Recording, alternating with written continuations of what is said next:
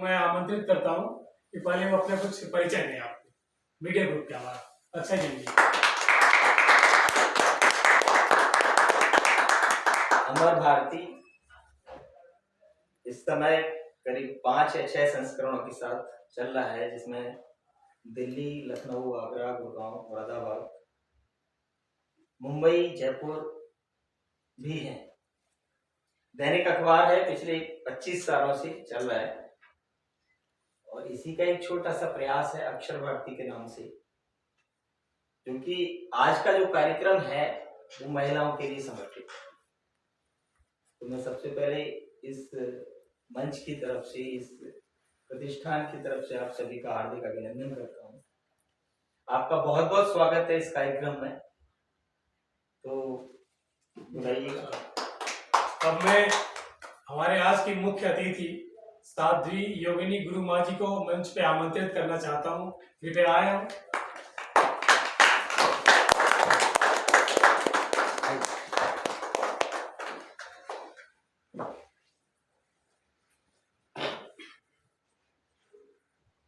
अब मैं अपने अक्षय जैन जी को बोलूंगा, कृपया उनका सम्मान करें।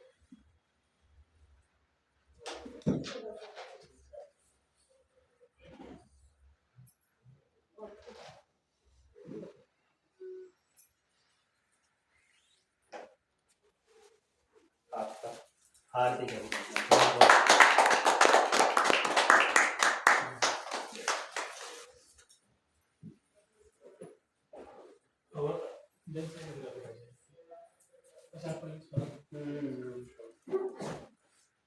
अब मैं अगली कड़ी में हमारे बहुत ही मशहूर गजलकार हैं और जिनकी जो गजलें हैं बहुत लोगों ने गाई हैं, खास करके कैलाश खेर, शान, अभिजीत, सुरेश वाडीकर, अनुराधा पौडवाल, साधना सरगम, चित्रा, जसविंदर नरूला और न जाने कितने ऐसे बॉलीवुड के महान सिंगर हैं जिन्होंने अपनी आवाज दी है इनके रचनाओं को, इनकी कविताओं को। इनकी एक बहुत ही प्रसिद्ध पुस्तक है जिससे मैं मतलब उनको मैं आगाज करना चाहूँगा। न तो अश्क हूँ, न तो अक्स हूँ, न वजूद हूँ, मैं तो जश्न हूँ किसी रूह का। मुझे आईनों में न देख तू, मुझे खुशबुओं में तलाश कर। और मैं आमंत्रित करता हूँ शिव कुमार बिलगामी जी का, कृपया आए।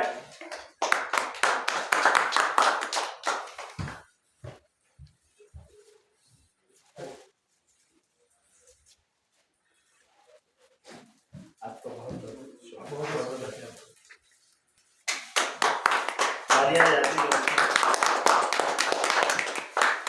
अब मैं अगली कड़ी में आमंत्रित करता हूँ नोएडा से और एक कवित्री जो श्री अलका मिश्रा जी हैं, बहुत ही प्रसिद्ध हैं और इनकी रचनाएं बहुत ही वायरल होती हैं। इनकी कविताओं से हम ओतप्रोत होते रहते हैं। अलका मिश्रा जी कृपया।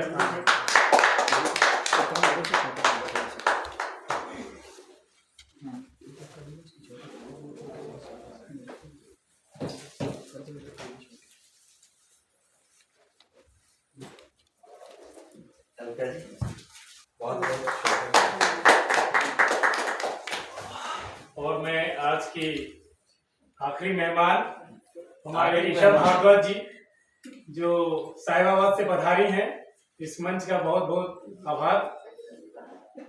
और आप बहुत ही मशहूर कवित्री, अभी हाल में आपको लक्ष्मीबाई सम्मान से सम्मानित किया गया है। आप उधर बैठिए। हाँ हाँ, ज्यादा अच्छा रहेगा।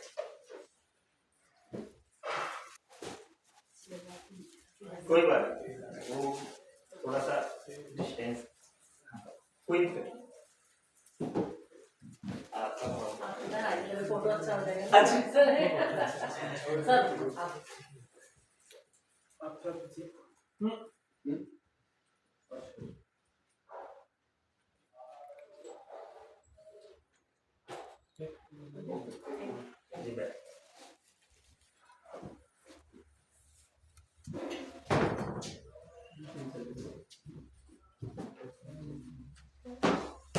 अब मैं आमंत्रित करता हूँ, आमंत्रित तो क्या करना है उस संस्थान की, यानी इस मंच की शुरुआत तो उन्होंने की है, डॉक्टर सत्यम भास्कर, मेरी जिम्मेदारी बनती है कि मैं आपका अभिनंदन करूं। ये आगे आते हैं।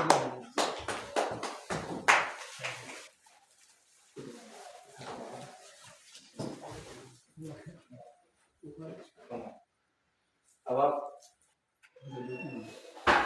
ये मंच मैं डॉक्टर सत्यम भास्कर के सुपुर्द करता हूं ताकि वो अपने कार्यक्रम की शुरुआत।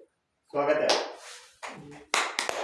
कार्यक्रम की शुरुआत सर्वप्रथम मैं योगिनी गुरु माँ जी से करना चाहूँगा, हमारे मुख्य अतिथि हैं, और मैं चाहूँगा कि आज अपने मुखारबिंद से कुछ ऐसे आशीर्वाद दें जो देश के हित में हो, हमारे हित में हो, और हम बहुत ही बेसब्री से इस प्रतीक्षा में हैं कि आपके आशीर्वाद से हम अभिभूत हों। योगिनी गुरु माँ जी। बहुत सुंदर। इस अक्षर भारती कार्यक्रम में योगिनी गुरु माँ को सम्मानित रूप से इसका मुख्य अतिथि चुना गया है, उसके लिए इस मंच को बहुत बहुत धन्यवाद। और आज का जो विचार है मातृशक्ति सम्मान, सर्वप्रथम हम भारत माँ को नमस्कार करते हैं नेत्र बंद करके। सर्व मंगल मांगल्ये शिवे सर्वार्थ साधिके शरण्ये त्र्यंबके गौरी नारायणी नमोस्तुते। जयंती मंगला काली भद्रकाली कपालिनी दुर्गा क्षमा शिवा दात्री स्वाहा स्वधा नमोस्तुते। हमारे भारत की सनातन धर्म की परंपरा है कि यह देवी सर्वप्रथम पूज्य है, नारी का बहुत ही सम्मान है। किसी भी देश में भारत को माता नहीं कहा जाता है, मात्र भारत ही ऐसा देश है जिसमें देश को माता से संबोधित किया जाता है। यही कारण है कि हमारे सनातन धर्म में सर्वप्रथम नारी को माँ से और देवी से संबोधित किया जाता है।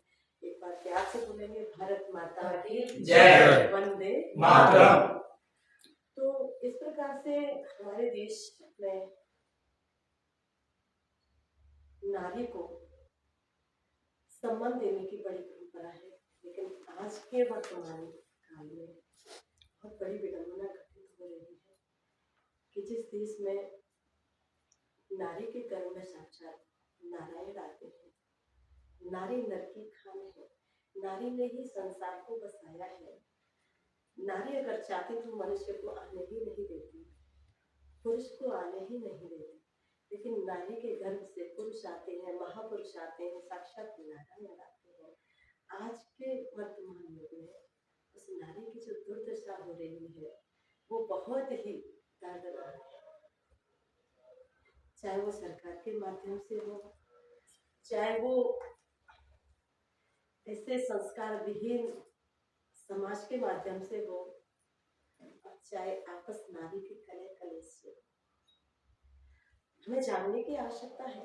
सर्वप्रथम तो मैं नारी से ही कहूँगी, क्योंकि नारी दुर्गा, काली, सती, सावित्री जितनी महान नारियां हैं उनका इतिहास साक्षी है। अगर हमें अपने जीवन की प्रेरणा लेनी है तो हमारे शास्त्रों में इतने नारियों के महान इतिहास हैं कि जीवन को कैसे जीना चाहिए। जिन्हें जीवन के बोलते सिद्धांत आ जाते हैं, जिन्हें जीवन जीना आ जाता है, उनका ही जीवन महान होता है। बशर्ते जीवन का बैलेंस होना चाहिए। हम भूल जाते हैं, हमें जरा सा भी सम्मान मिलता है तो हम अहम धारण कर लेते हैं। हमारी जिम्मेदारी के विपरीत यदि हमसे कोई सम्मान की कहीं से भी कमी आ जाती है तो वह हम नाराज हो जाते हैं। हमें जीवन में बैलेंस बनाने की आवश्यकता है। यदि आपके जीवन में बैलेंस है तो ना तो आपका कहीं सम्मान जाएगा और ना ही आपका नारित्व रहेगा। सही बात है, बिल्कुल सही। आज हमें अपने पड़ोसी से यदि प्रेरणा नहीं मिलती है, हमारी दादी से प्रेरणा नहीं मिलती है, हमारे किसी भी समाज से हमें प्रेरणा नहीं मिलती है, तो आप अपने इतिहास खोल करके अवश्य देखें ये इतिहास क्यों बनाए जाते हैं कि आगे भविष्य में कोई ऐसी घटना न घट जाए ताकि संस्कारों में कमी न जाए। उन संस्कारों को चिन्हित किया जाता है। हमारे महान व्यक्तित्व, महान पुरुषों ने, महान देवियों ने, नारियों ने अपने जीवन को कैसे जिया है। तो जब हमें कहीं से भी जीने की कला समझ में न आ रही हो तो एक बार अपने शास्त्रों को, अपने इतिहास को खोल करके और महान व्यक्तित्व को जरूर धारण करें। एक बात मैं और कहना चाहती हूँ, हमारा एक अभियान भी है भारत का मानव है, जिसके अंतर्गत तीनों उद्देश्य हमने रखे हैं। पहला तो है कि जो बच्चे भीख मांग रहे हैं उन्हें हमें शिक्षा की जरूरत है, क्योंकि शिक्षा ही जीवन का जलता हुआ दीपक है। रोशनी तो हमें शिक्षा से ही मिलेगी। दूसरा है संस्कार है नारी का श्रृंगार। माताओं को श्रृंगार करना चाहिए, लेकिन संस्कार विहीन जीवन के साथ में हमें सुंदरता का बाहरी प्रदर्शन नहीं करना है, हमें अपने संस्कार से अपने सुंदरता को दर्शाना है। कहते हैं सादगी जिस दिन श्रृंगार बन जाएगी उस दिन शीशे की हार हो जाएगी। तो हम अपनी सादगी को भूल करके हम सौंदर्यता के प्रदर्शन में जुट गए हैं। अगर हम आचरण की सभ्यता खो देंगे, अगर हम संस्कारों को समाप्त कर देंगे, केवल स्वार्थ भरे जीवन पश्चिम सभ्यता को धारण करके यदि हम जीवन जीना चाहेंगे तो आप देख लीजिए भारत को छोड़ के किसी भी देश में नारी का कोई सम्मान नहीं है। नारी एक बच्चा पैदा करने की मशीन मानी जाती है, नारी भोग विलासता का एक माध्यम मानी जाती है, नारी एक वासना का एक आकर्षित केंद्र मानी जाती है। किसी भी नारी के साथ सम्मानित भाव नहीं रखे जाते हैं, उसको एक यूज एंड थ्रो की तरह देखा जाता है। हमारा देश ही ऐसा है जिसमें नारी को माँ, बहन, बेटी, देवी अनेक नामों से उसको सम्मान किया जाता है। तो उस पश्चिम सभ्यता को यदि हम धारण करेंगे तो हम बिल्कुल वैसे ही माने जाएंगे, उसी दृष्टिकोण में रखे जाएंगे जो अन्य कंट्रियों की महिलाओं के साथ हो रहा है। कहते हैं पुरुष आज की समाज में इतना बुरा हो गया है कि नारियों को दृष्टि गोचर करके चल रहा है। नहीं, ऐसा नहीं है। ये आंखें हैं, इंद्रिय अपनी अपनी जगह कार्य करती हैं, कान सुनते हैं, आंखें देखती हैं, मुख बोलता है, पैर चलता है, हाथ करते हैं। कहते हैं जैसी दृष्टि वैसी सृष्टि, और जैसी सृष्टि वैसी सृष्टि। जैसे रंग देखोगे पहचान तो वैसे ही बनेगी। यदि आप अर्धनग्न वस्त्र धारण करके और स्वतंत्रता का पात्र बनके आप रोड से निकल जाओगे, आप मार्केट से निकल जाओगे, उस पुरुष की कोई गलती नहीं है। आंखें जो देखती है विचार वैसा ही प्रकट हो जाता है। क्यों कहते हैं कि लक्ष्मी को छुपा के रहना चाहिए, लक्ष्मी को संस्कारवान होकर रहना चाहिए। उस पुरुष की क्या गलती है, उसकी आंखों की भी क्या गलती है। तुम दृश्य ऐसा मत दिखाओ उस पुरुष के अंदर विकार पैदा हो जाए। ये मन ही तो है, हमारी 10 इंद्रियां हैं, 5 कर्मेंद्रिय, 5 ज्ञानेंद्रिय, ये मन के वशीभूत है। जैसा मन है वैसा ये इंद्रियां कार्य करने लगती है। तो सर्वप्रथम हमें समझने की जरूरत है कि हमें अपना प्रदर्शन कैसा करना है, हमें पूज्य बनना है या हमें विलासता के वशीभूत होना है, ये हम पर निर्भर करता है। आज की बेटियों को मैं स्कूल्स में देखती हूँ, कॉलेजेस में देखती हूँ, जाती भी हूँ, तो सबसे बड़ा प्रचलन चल रहा है कि बेटियां सिगरेट पीती हैं। कभी पुरुष नशे के अधीन हुआ करते थे, आज तो बेटियां नशे के अधीन हो गई हैं, शराब तक पीती हैं। आज जो शादी विवाह हो रहे हैं परिवारों में, पहले परिवार में ये सोचते थे कि बेटी के लिए वर ढूंढने जा रहे हैं, कहीं दारूबाज तो नहीं है, नशेबाज तो नहीं है। अब तो ये सोचने को समाज मजबूर है कि जो हमारे घर में जो बहू आ रही है वो नशेवान तो नहीं है, उसके अंदर किसी प्रकार के नशे तो नहीं है, दारूबाज तो नहीं है, सिगरेटबाज तो नहीं है। तो ऐसा क्यों, हमारी बहनों को सोचना पड़ेगा, उनको समझना पड़ेगा कि आखिर हमारा अस्तित्व क्या है, हमारा व्यक्तित्व क्या है और हम क्या है। आज समाज में जब बेटियां इस प्रकार का चरित्र लेकर के और उस संस्कार के साथ में जब वंश वृद्धि करेंगे तो वो वंश कैसा होगा। आपको लगता है माता पिता के डीएनए से बच्चों के अंदर संस्कार आते हैं, देख करके हमें सिर्फ सावधानियां मिलती हैं, लेकिन जीवन धारण और जीवन की सभ्यता केवल माँ के गर्भ से प्रकट होती है। जैसे अक्षर आप जिस जगह लिख दोगे तो वैसे ही लिख जाएंगे। तो जैसे माता पिता के व्यवहार के अंतर्गत आगे की जो वंश वृद्धि होती है वो डीएनए पर निर्भर करती है। आज डीएनए समाप्त होते जा रहे हैं। बहुत बहुत आभार, बहुत बहुत शुक्रिया इतने अच्छे शब्दों के लिए। आपका आशीर्वाद हमेशा बना रहे।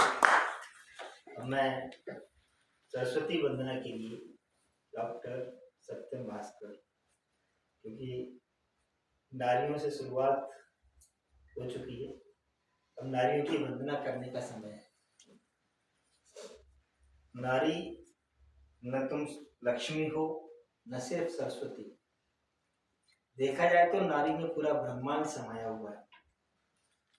ब्रह्मांड की जननी नारी की वंदना के लिए, सरस्वती वंदना के लिए मैं आवाज देता हूँ डॉक्टर सत्यम भास्कर को सरस्वती वंदना से इस कार्यक्रम की शुरुआत करें। डॉक्टर सत्यम भास्कर।